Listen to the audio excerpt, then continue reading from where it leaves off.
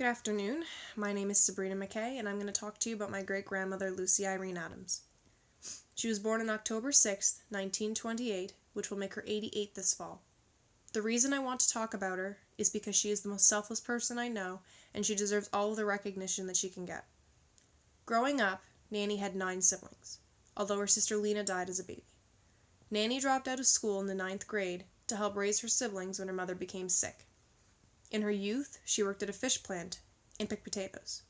She also knitted heads for lobster traps in the winters and did some quilting and hooked rugs. She married John Adams in February of 1947 and had her 2 children, Earl and Lena, who is my grandmother. In 1973, my mother Melanie was born, and Nanny raised her too. When my sisters and I were born, Nanny also played a very large role in raising us as well. For the first 8 years of my life, Nanny lived with us and our parents in our home.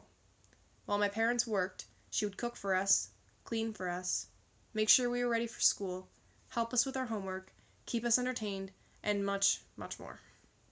She was a third parent, and even neighborhood kids took advantage of knowing that Nanny would be there if anything was needed. She was everyone's nanny. When Nanny did move out, she moved into a 1-bedroom apartment that was so close to our home we would look out our window and still be able to see her. Although she had her own apartment now, she didn't slow down on taking care of us, and we would spend countless days and nights sleeping over at Nanny's, my oldest sister on the couch, my little sister in the bed with her, and me on the floor. I knew my favorite part of sleeping at Nanny's was that there was no limit on the amount of TV we were able to watch. I would have homemade bread and molasses cookies whenever I wanted, and when Nanny packed our school lunches, we would have much more cookies and chips than my parents would allow. During the winters, we would come straight to Nanny's after school. We would watch TV, and Nanny would make us something to eat. When we played outside, Nanny would spend what felt like forever bundling us up so that we wouldn't get sick in the winter. And if we even so much as took a mitt off, we would hear about the dangers of hypothermia. In the summertime, we'd be more likely to play outside, but if we came back even a little bit sunburnt, we got a similar lecture about skin cancer. Of course, those annoyed me at the time, but that is really just proof of how protective she was, because we were her little girls. I also vividly remember Nanny dressing us up for church and trying to have us wear matching dresses, despite how much we didn't want to.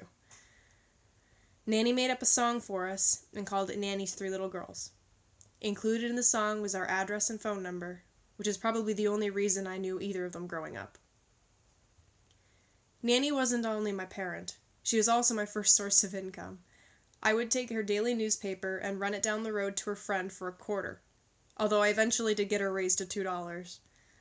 When I was about 13, she allowed me to clean her apartment for her on Saturdays, and in return, she would pay my phone bill for me. This was a struggle, though, as she would always watch everything I did, point out the spots I missed, and then tell me that if I were ever to clean houses for a living, I would have to do a much better job. Once I got a little bit older, and living on her own wasn't as realistic as it used to be, Nanny was put into a home. But by this time, we were all old enough to take care of ourselves while my parents were at work. My Aunt Sally tells me all the time that Nanny always used to say that her one wish was to be able to take care of us until we could take care of ourselves, and I am very, very happy to say that she got that wish. In the years following, Nanny's developed Alzheimer's.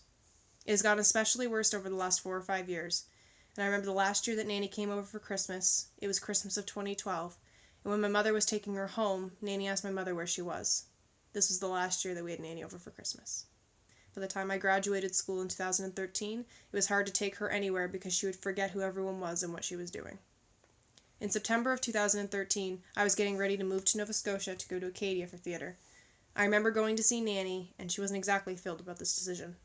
1, I'd be so far away from home, and 2, she always wanted me to be a nurse or secretary, so I didn't exactly meet her expectations. In fact, her exact response was, well, at least it's some kind of education. I can remember the last time I spoke to Nanny when she remembered who I was. I promised her the day that I left that I would call her from Nova Scotia, and the day after I moved in I did call her. I had to remind her that I had even left.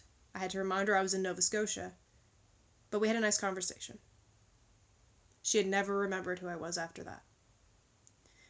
And when we had a birthday party for her the next fall, I'm pretty sure she didn't know who anybody was. Even though Nanny isn't able to take care of me anymore, she made sure long ago that when I was ready to move out, I would be taken care of. She's bought my sisters and me some nice Princess House dishes, made us blankets, and she would always tell us that they also had to go to our future children. She even had money put away for everybody. A few months ago, I got a purple ribbon with her initials on it over my heart. This is an Alzheimer's ribbon.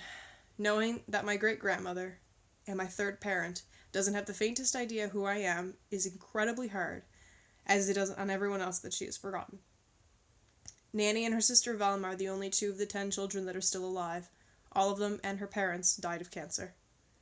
Nanny never had it easy, but she didn't even consider any of the luxuries in life that we all take for granted. She gave up everything to raise 4 generations of children, and I don't know another person who would be able to do that. Nanny is, and always will be, my hero.